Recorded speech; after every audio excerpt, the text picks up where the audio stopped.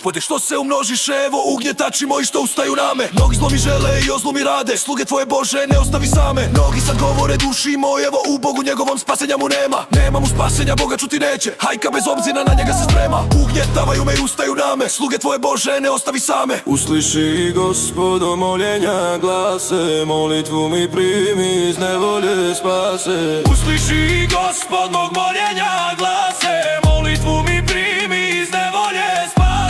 A ti si Gospode zaštitnik moćni, slava si moja, dižeš glavu moju u nevolji da mi minuti ne teku, o Gospode moćni, ište pomoć tvoju. Usliši Gospod mog moljenja glase, molitvu mi primi, iz nevolje spase. Glasom mojim vika ka Gospodu mome i usliša mene sa svetem u gore. Vapio sam svome stvoritelju rado, Gospode moćni, utjeho i nado. Usliši Gospod mog moljenja glase, molitvu mi primi, iz nevolje spase. Ja usnuh i spavah, ista se probudih, ustadoh, jer me Gospod štiti. Stade Gospod protiv zlobnih ljudi, zločestive klike koja me osudi. Usliši Gospod mog moljenja glase, molitvu mi primi, iz nevolje spase.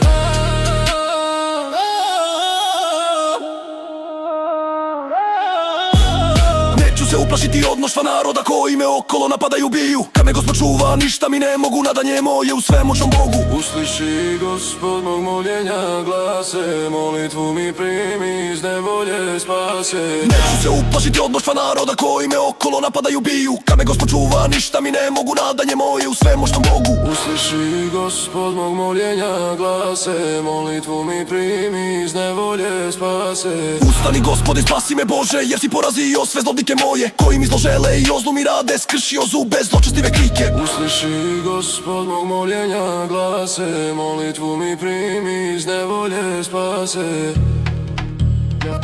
Gospodnje je spasenje, Bog je spasitelj moćni. Na narodu tvome blagoslov tvoj biva, ko s Gospodom hodi, Bogu snijeg.